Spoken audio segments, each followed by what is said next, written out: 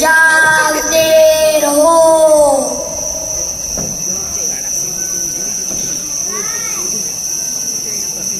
जागते रहो, जागते रहो।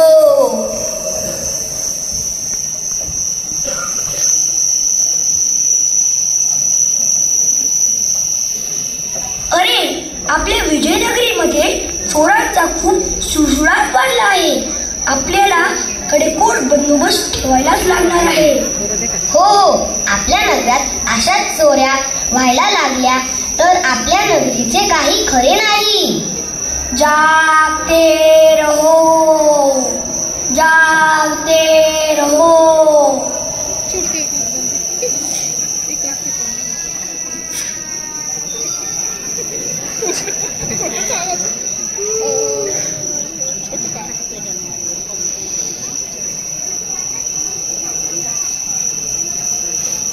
दमलो रे बाबा चोरी करू. आज तर आपल्याला खूपच ऐवज सापडला आहे. आपण सर्व आता हे वाटून घेऊया. पण सर्वांना समान वाटण्या आल्याच पाहिजे. सर्वांनी सोबतच चोरी केली आहे.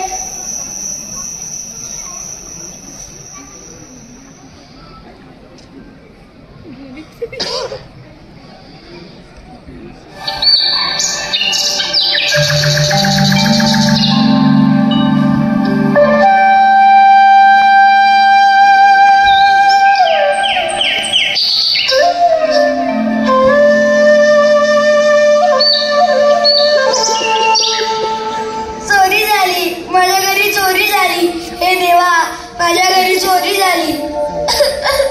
अहो, माझ्याही घरी चोरी झाली. आता मी काय करू? माझ्या आयुष्यभराची पुंजी एका रात्रीत पळवली या चोरांनी. अरे, माझ्या घरात, माझ्या शेजारच्या घरात सगळीकडे चोरी झाली. अहो, माझ्याही घरी चोरी झाली आहे. पाप लागेल त्या चोरांना. माझ्या लक्ष्मीचं लग्न अगदी तोंडावर आलंय. तिच्या लग्नासाठी सगळा पैसा, दागदागिने सगळं जमवलं होतं. सगळं लुटून नेलं. माझा पैसा, दागदागिने, माझी सगळी आयुष्यभराची पुंजी एका रात्रीच पळवली या चोरांनी. देवा, कसं होईल माझं आता?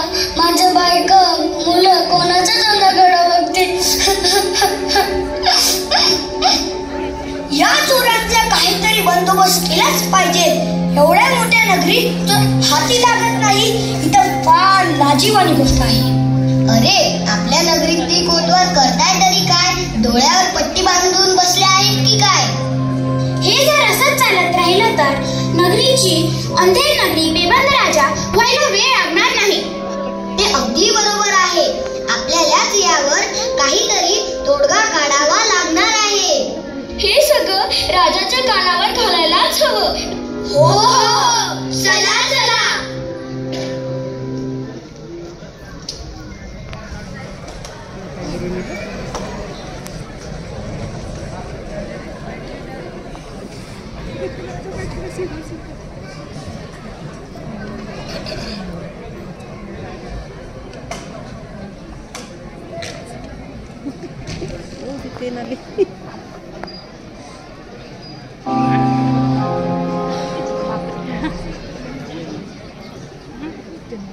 महाराज दरबारात येत आहे तो. महाराजांचा विजय असो, महाराजांचा विजय असो.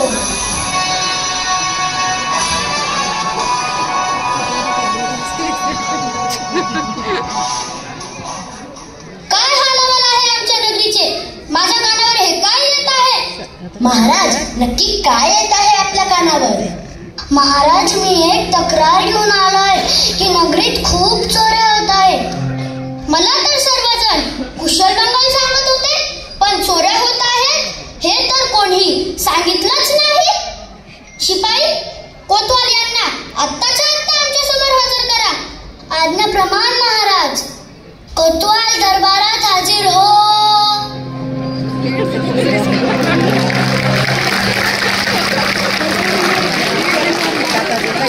महाराजांचा विजय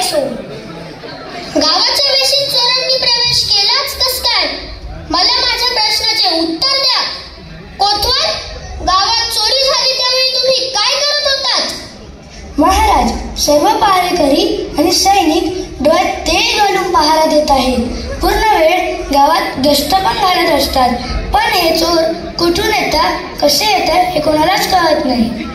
एवढं सगळं करूनही चोर हाती कसे लागत नाही? नगरीच्या लोकांचे काय म्हणणे आहे? सर्व नगरवासियांना बोलवा. नगरवासी दरबारात हजर हो.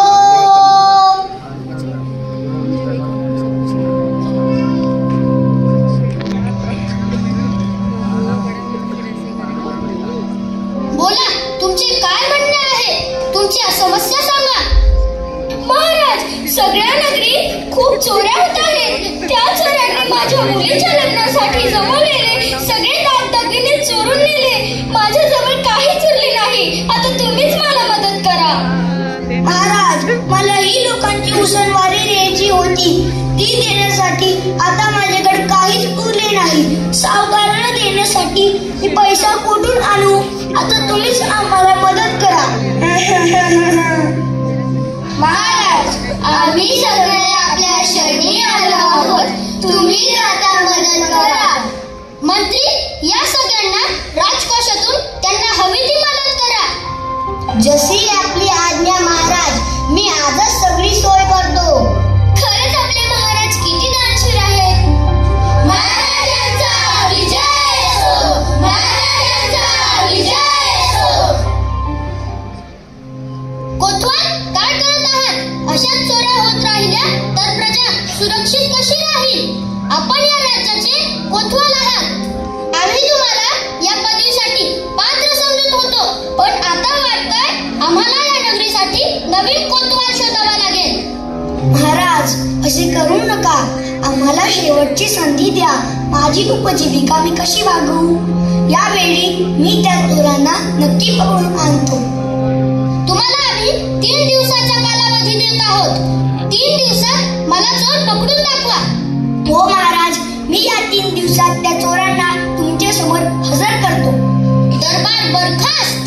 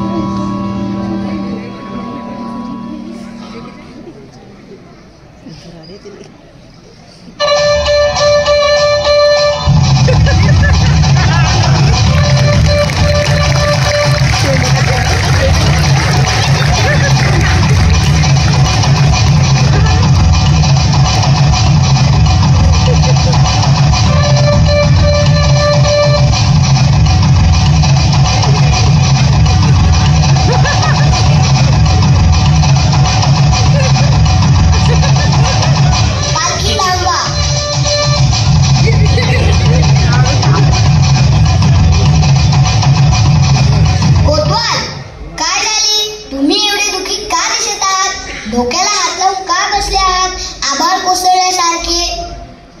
तेनालीराम, आता तुम्हीच मला या परिस्थितीतून बाहेर काढू शकता. मी या चोरांना पकडण्यासाठी खूप शक्ती लावली, पण हे चोर काही हाती लागत नाही.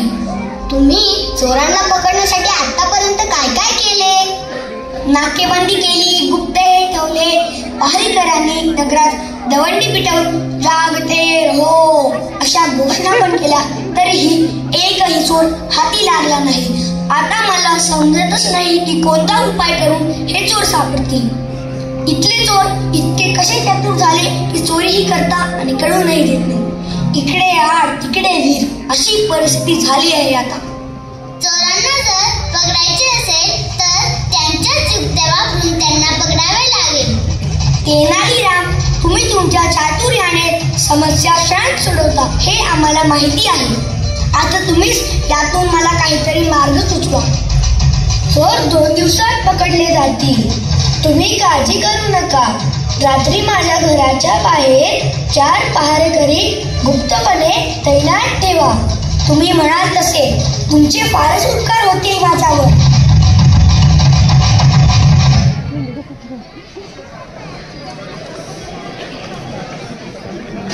असा विहीर वगैरे सेटअप.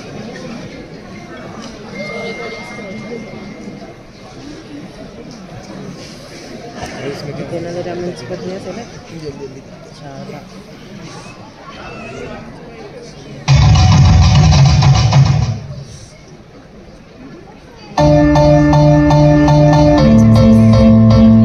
अहो एवढी मोठी संदूक, यात एवढं काय आणलं आहे?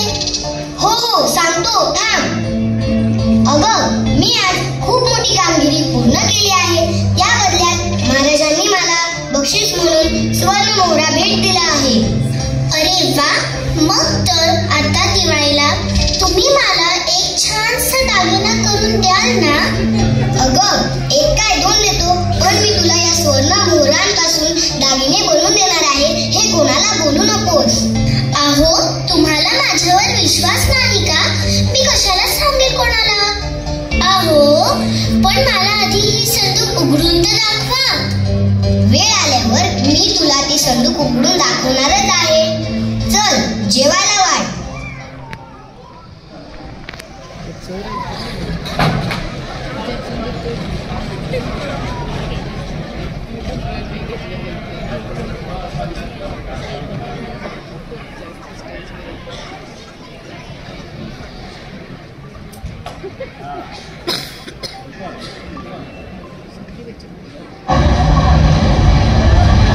काय ग शारदा, आज तर खूप खुश दिसत आहेस.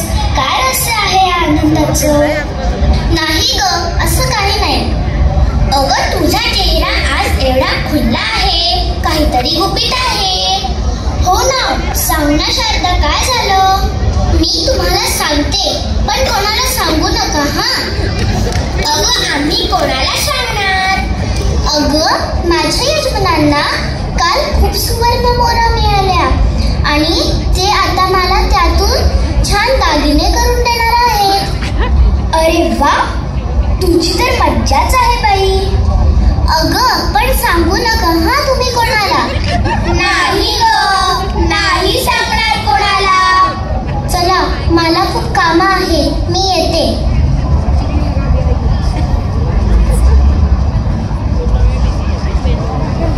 अरे तुम्ही गावातल्या बायकांच्या गप्पा ऐकल्या का? हो मी ऐकल्या. सर्व गावातल्या बायका बोलत होत्या की तेनाली रामाच्या घरी खूप मालमत्ता आहे. हो ना, आणि म्हणत होत्या कोणाला बोलू नका. चला तर आजचा दरोडा तेनाली रामाच्या घरी. अरे आपण आधी लपून त्यांच्या घरावर नजर ठेवूयात, मगच पुढचं पाऊल उचलूयात. मी ऐकले आहे की तेनालीराम खूप चतुर आहे. एक काम करूयात, मदन आणि बबन तुम्ही तेनालीरामाच्या शेतात लपून त्याच्यावर लक्ष ठेवा आणि मी आणि भोलाराम त्याच्या घरावर लक्ष देतो. हो असंच करू, आपल्याला चोरी करणे सोपे होईल.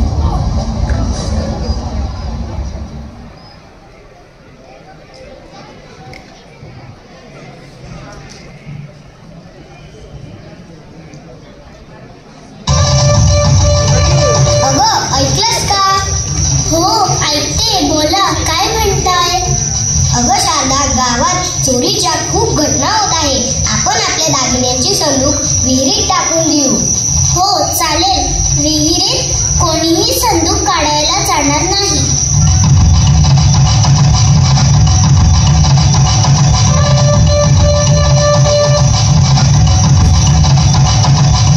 केवढी जड आहे ही संदूक.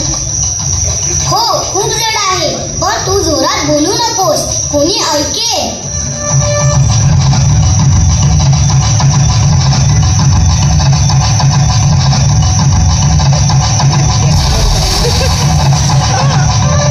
चला आता चिंता मिटली. आता आपली संपत्ती सुरक्षित आहे. चला आज जाऊन शांत झोपूयात आता.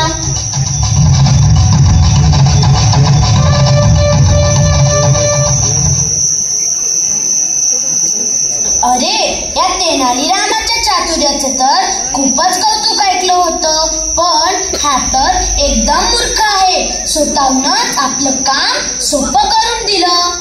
आपण विहिरीतून संदूक बाहेर कशी काढणार?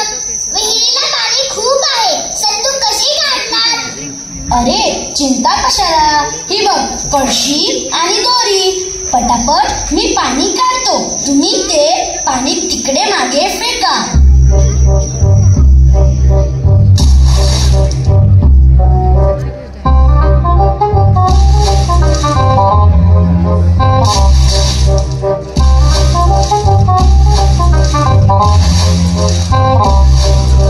अरे ती बघ संदूक दिसते, काढा पटकन तिला.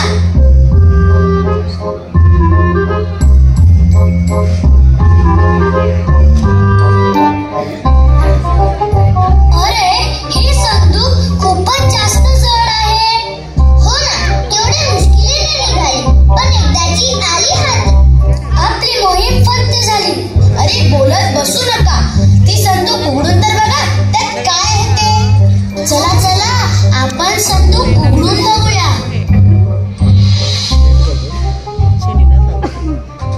अरे यात दागदागिने नाही आहेत, यात सर्व दगडच भरलेले आहेत.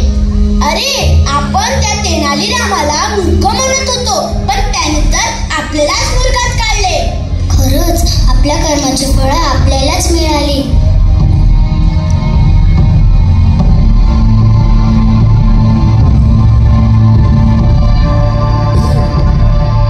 त्याच ठिकाणी सर्वांनी थांबा, तुम्हाला पकडण्यात आले आहे. शिपाई त्यांना पकडा आणि दरबारात घेऊन चला. तुमचे आभार मानावे एवढे थोडेच आहे. बरेच दिवस झाले शेताला पाणी दिले नव्हते, तुमच्यामुळे शेताला पाणी मिळाले. कोतवाल, हे बघा तुम्हाला चोर सापडून. आता तर खुश आहात ना? तेनालीराम, दिलेला शब्द तुम्ही खरा केला. खरंच मानले तुमच्या बुद्धी व चातुर्याला. आपण खरंच खूप मोठे काम केले आहे. कोतवाल, नेहमी शक्तीपेक्षा युक्तीने कार्य लवकर साध्य होत असते. अगदी बरोबर बोललात. मला हे कधी सुचलंच नाही. आज तुमच्यामुळे मला माझी मान कार्यासमोर खाली घालावी लागणार नाही. चला, आपण या चोरांचा निवाडा राजासमोर करू.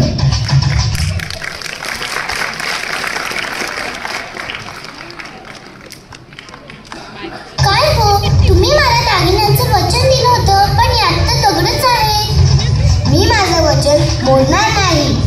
थोडं थांब, वेळ आली की तुला सगळं समजेल. तुला तुझे दागिने नक्की मिळतील.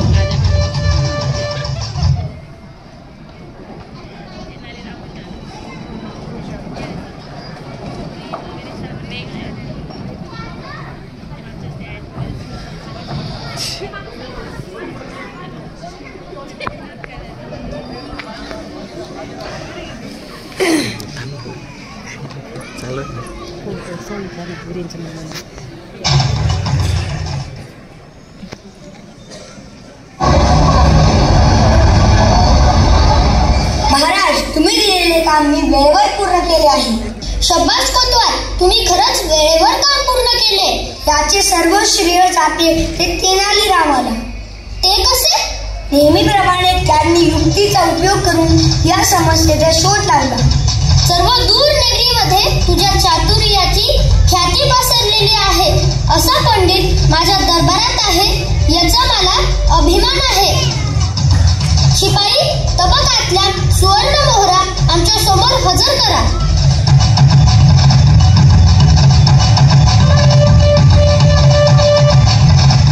शारदा, तू दागिने म्हणत होतीस ना, हा घे सोन्याचा हार. अरे तेनाली, हा सोन्याचा हार तर आम्ही तुम्हाला दिला होता. महाराज, याचे अर्धे श्रेय शारदालाही जाते, कारण चोर पकडण्यासाठी तिनेही खूप मदत केली आहे. या चोरांना योग्य ती शिक्षा द्यायला हवी, जेणेकरून आपल्या नगरीसाठी ते उपयोगी पडतील. यांनी माझ्या शेताला दागिन्यांच्या हव्याच्या पोटी पाणी दिले आणि चोरही सापडले, अशी युक्ती करून मी एका दगडात 2 पक्षी मारले. शब्बास तेनालीराम, खरंच तुम्ही माझ्या दरबारात चतुर पंडित म्हणून शोभता.